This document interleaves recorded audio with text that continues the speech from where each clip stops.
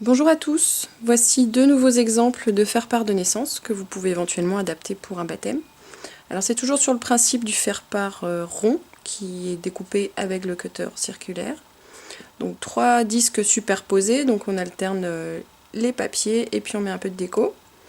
Donc comme pratiquement tous les faire-part ronds du site fairepartsoi-même.com, vous pouvez faire pivoter les disques et ici vous allez pouvoir écrire du texte ou coller une photo. Et vous aurez également tout le dos du faire-part pour écrire du texte. Alors, je vous montre l'exemple, comment réaliser celui-ci. Par contre, vous voyez bien que c'est tout à fait identique pour ce modèle-là. Donc en fait, la vidéo vaut pour les deux faire-part. Alors, donc voici le matériel que j'ai utilisé pour ce faire-part rond papillon. Alors, on a les différents types de papier. Donc ici, un papier recyclé crème avec des pois imprimés en doré dessus, donc avec beaucoup de reflets. Le papier fuchsia, et puis le même papier que celui-ci, mais sans impression, donc un beige dans lequel on voit un petit peu la fibre. Donc on a le cutter circulaire, le ruban, j'ai un tampon, ici je l'avais embossé, mais pour la vidéo je vais simplement le tamponner. Voilà, parce que sur un papier recyclé, l'embossage c'est pas forcément très heureux. Donc du coup j'ai décidé juste de le tamponner simplement avec une encre dorée. Donc j'ai ma petite perfo papillon aussi, la perfo pince pour faire le trou ici, pour passer l'attache parisienne et le ruban. Voilà, je vais utiliser un tapis de coupe en verre pour pouvoir découper mes disques plus facilement. Donc c'est parti avec le cutter circulaire. Donc je prends mon tapis de verre. Désolée pour les reflets. Et je vais commencer par découper dans ce papier-ci. Je vais faire un disque de 13 cm de diamètre.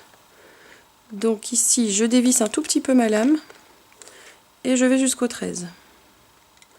Ici, ça correspond au diamètre et pas au rayon. Hop. Et c'est quasiment le seul cutter qui est en centimètres, ce qui est bien pratique. Donc je me repère avec les traits qui sont dessinés ici sur le cutter pour me placer au bord de la feuille, pour pas avoir de perte de papier. Donc je vais appuyer à la fois sur le cutter et sur le papier pour qu'il reste bien en place.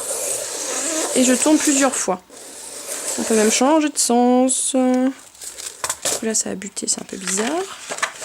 Alors il me reste un tout petit peu, j'ai pas appuyé assez fort sur ce côté. Voilà. Hop. Et je vais juste corriger au cutter au ciseau pour cette fois-ci. Vous voyez qu'il faut vraiment faire plusieurs tours. Voilà. Hop. Alors pour ce disque là c'est bon. Je prends ensuite mon papier fuchsia. Et là je vais faire un disque de 10 cm. Donc je vais de 3 cm en 3 cm. 7, 10 et 13. Ça permet de bien voir les papiers qui sont en dessous. Alors, à 10. Voilà, je me mets au bord. J'appuie bien fort. Alors ici, j'avais peut-être pas bien réglé ma lame. Parce qu'en fait, sur le dessus ici, vous allez pouvoir sortir ou rentrer plus ou moins la lame de votre cutter. Ouais, c'est à fond. N'hésitez pas à changer également assez souvent quand vous sentez que ça coupe un peu moins bien.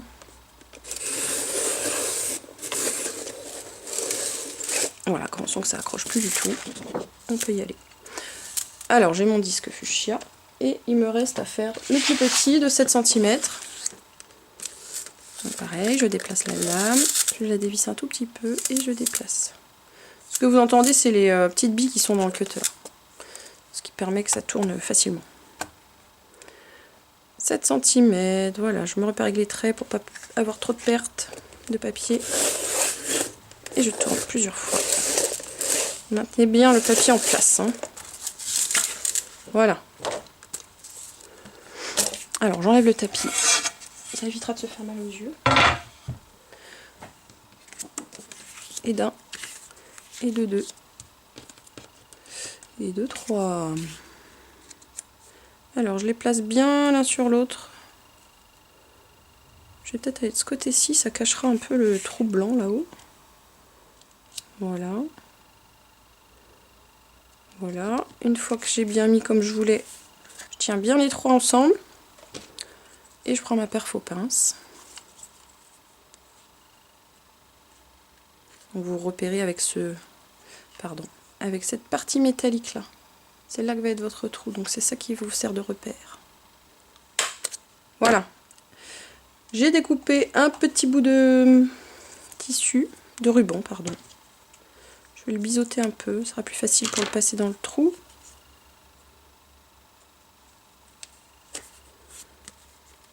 Il est là. Hop. On va le tenir comme ça. Et puis, je passe mon attache parisienne.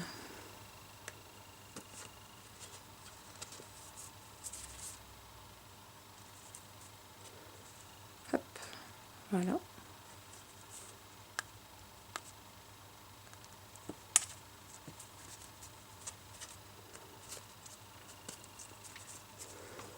Je coupe ce qui est en trop.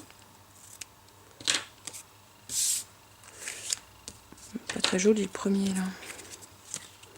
Pas assez biseauté. Voilà. Et puis je vais juste tamponner bébé aîné. Et puis coller mon petit papillon et ce sera terminé.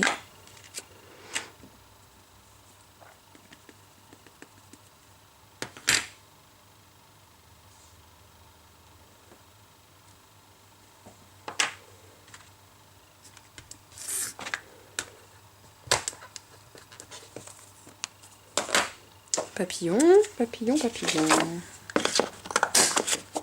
Hop. Et je vais utiliser des petits points de colle pour coller mon papillon.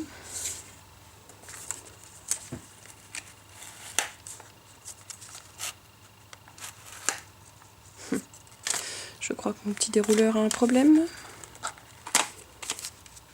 Oui. Hop, on va faire comme ça, ce sera plus simple. Pour cette fois, avant que je le répare. Voilà, donc je mets un petit point de colle derrière le papillon. Ça me fait juste une petite pastille, ça évite de se mettre de la colle blanche partout. Et je colle mon papillon en dessous. Voilà, bébé est né. Il n'y a plus qu'à coller sa photo. Et envoyer tout ça par la poste. Vous trouverez sur notre site Faire par soi-même des enveloppes assorties. Alors là, évidemment, du rose fuchsia, c'est très pas mal. On voit quand même pas mal le bébé est né, même si c'est juste tamponné en doré. Beaucoup plus simple, plus rapide. Voilà, ça nous fait un joli faire-part de naissance. Et puis, comme je vous le disais, il peut être décliné pour un petit garçon. Après, c'est à vous de choisir les coloris que vous préférez. A bientôt sur faireparsoi-même.com.